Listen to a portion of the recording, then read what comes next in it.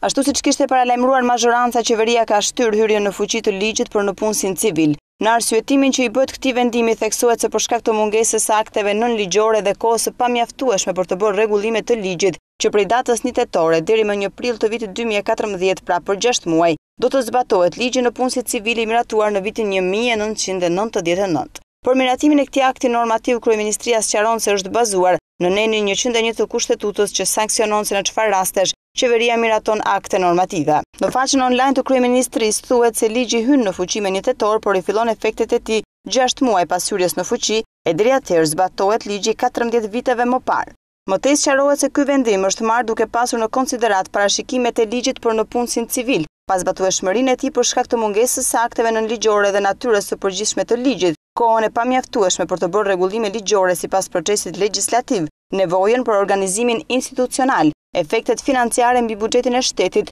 dhe gjendjen ekonomike financiare. Ky akt normativ është propozuar nga Ministri i Brendshëm dhe Ministri i Shtetit për Inovacionin dhe Administratën Publike. Qeveria ka vendosur gjithashtu shfuqizimin e 24 vendimeve të qeverisë Berisha të marra në periudhën pas zgjedhjeve të 23 qershorit që kanë të bëjnë me koncencione në fushën e energjisë dhe burimeve natyrore, si dhe në dhënien e pasurive publike në përdorim enteve private. Ndërsa ka ndryshuar dhe një ligj të vitit 2003 për mënyrën e përdorimit të sistemës së Republikës, si dhe raportin e përmasave të saj, por nuk sqarohet se cilat janë ndryshimet. Qeveria ka vendosur gjithashtu lirimin nga detyrat të drejtorit përgjithshëm të Aluizit dhe mësohet se në këtë postë do të emërohet Artan Lame.